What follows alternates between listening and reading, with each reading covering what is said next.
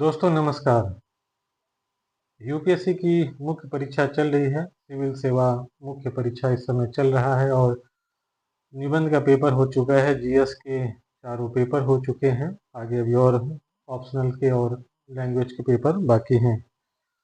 आज के हम अपनी इस वीडियो में निबंध से संबंधित जो टॉपिक है उसमें से एक टॉपिक पर डिस्कस करेंगे।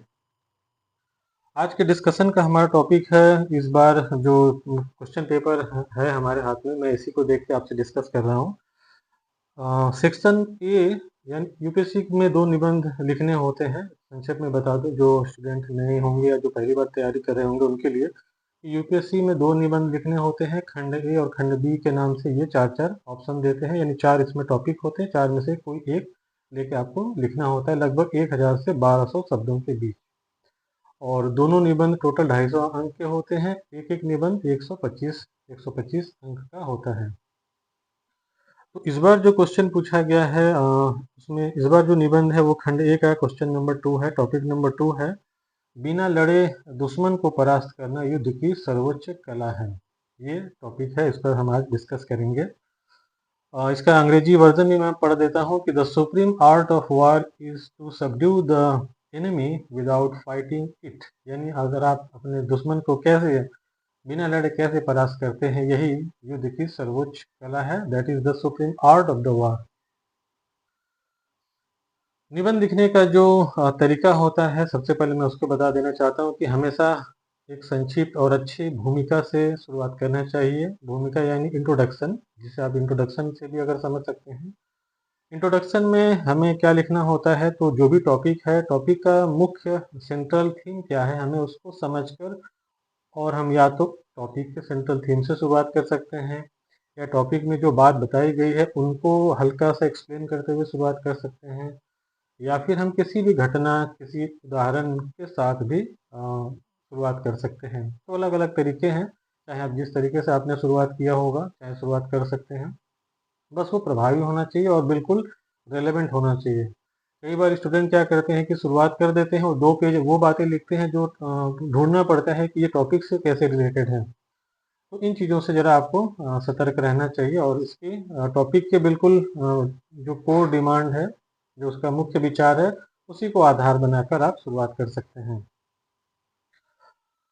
इसके बाद आप इसमें अगले पैराग्राफ में कुछ क्वेश्चन उठा सकते हैं। निबंध में आपको पता होगा कि प्रश्न उठाना बहुत अच्छा होता है। जैसे इस टॉपिक में जो हमारा टॉपिक है कि बिना लड़े दुश्मन को हम कैसे पराजित कर सकते हैं, तो सवाल है कि अब बिना लड़े दुश्मन को कैसे पराजित किया जा सकता है।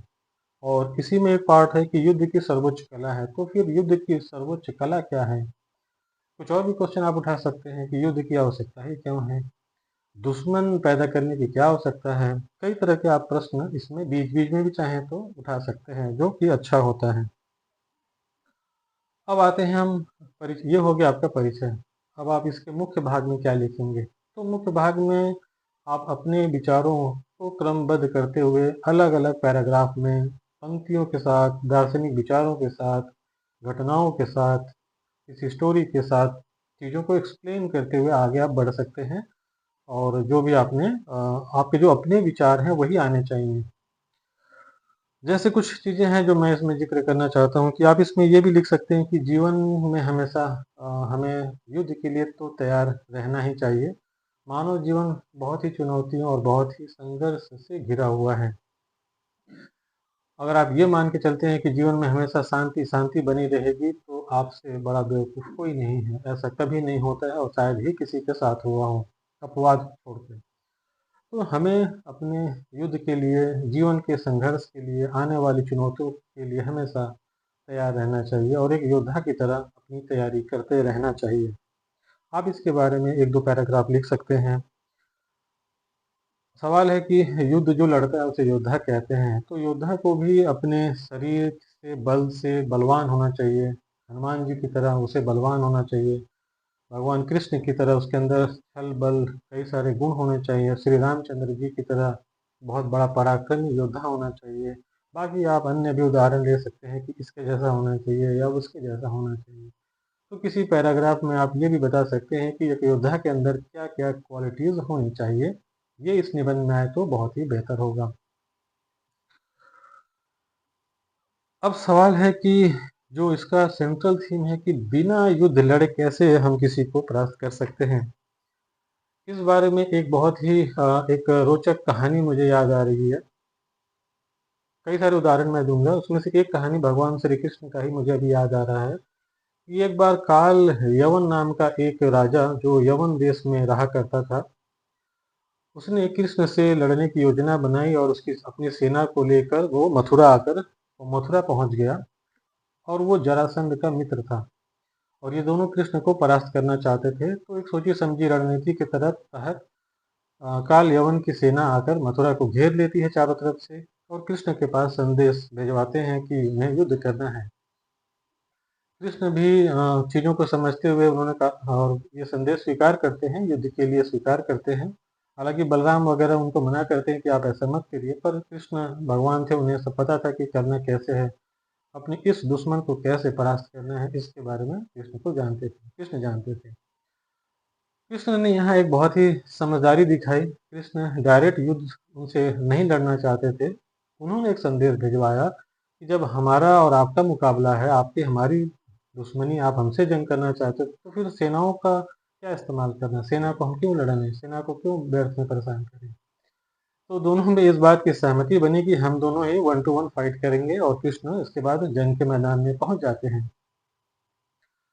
जैसे ही जंग शुरू होता है, कृष्ण बिना युद्ध लड़े और विपरीत दिशा की तरफ मुंह करके और भाग खड़े होते हैं।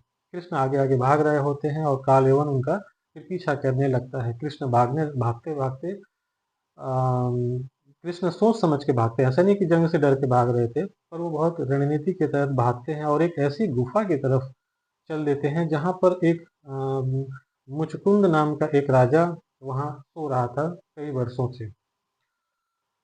कृष्ण रणनीति के तहत उस गुफा की तरफ भागते हैं और कृष्ण को पता था कि जब वो उस राजा से काल यवन का सामना होगा तो उस राजा को जो वरदान इंद्र से प्राप्त था, उसकी आंखों की रोशनी से, अग्नि से ये समाप्त हो जाएगा।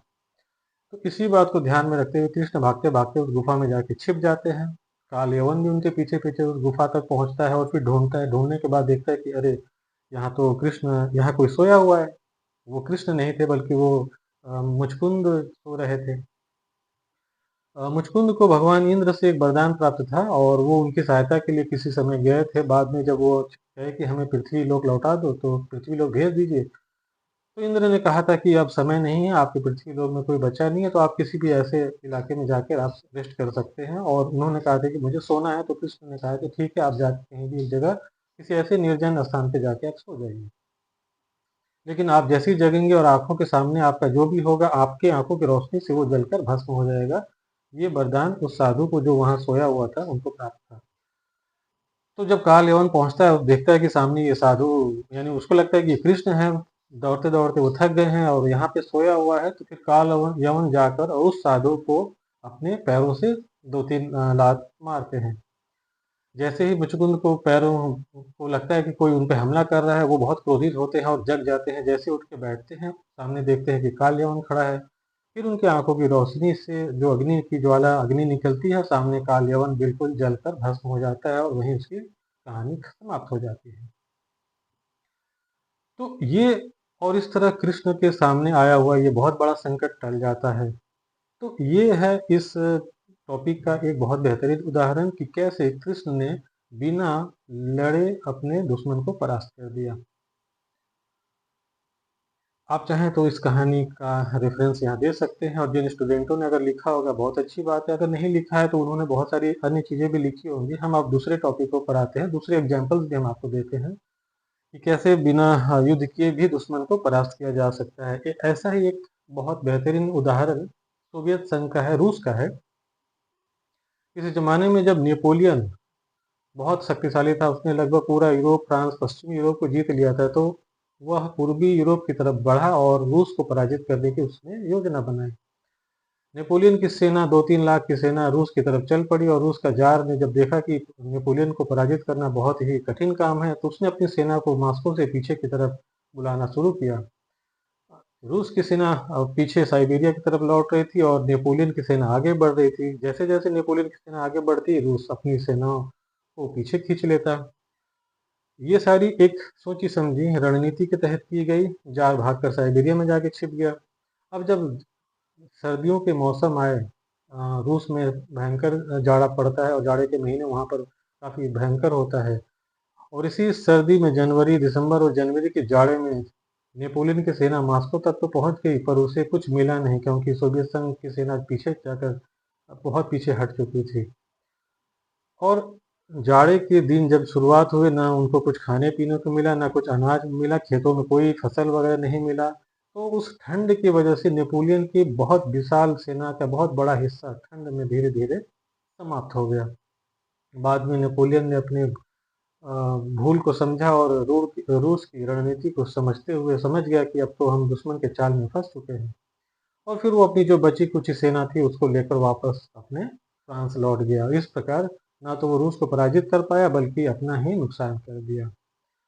ये भी एक बहुत बड़ा अच्छा उदाहरण है कि कैसे युद्ध बिना युद्ध लड़े दुश्मन को परास्त किया जा सकता है। तो ऐसे बहुत सारे उदाहरण हैं। अभी हाल ही में आपने देखा होगा कि भारत ने पाकिस्तान के साथ अभी जो पहलगाम जो मुद्दा जो जंग शुरुआत हुआ था, तो भारत ने भी सिंधु जल समझौते को रद्द कर दिया और भारत ने सिंधु नदी के पानी को रोक लिया।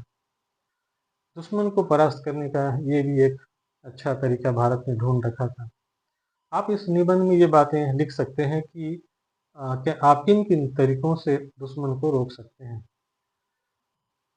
इसके लिए बहुत तैयारी की आवश्यकता होती है। अगर कोई देश किसी से जंग लड़ना चाहता है तो दो बातें उसको ध्यान में रखना चाहिए। एक तो उसे खुद अपने पक्ष अपने रिसोर्सेज को मजबूत करना होगा।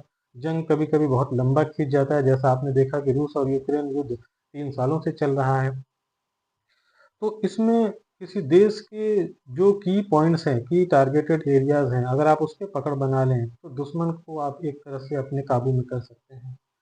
इस तरीके से भी आप बिना लड़े अपने दुश्मन को परास्त कर सकते हैं। इस बात का भी एग्जाम्पल अगर आप लोगों ने लिखा होगा, जिन बच्चों ने मेंस दिया है उसमें लिखा होगा, तो बहुत ही अच्छा उदाहरण माना जाएगा। एक दो और उदाहरण है, जैसे कोल्ड वार की बात करें।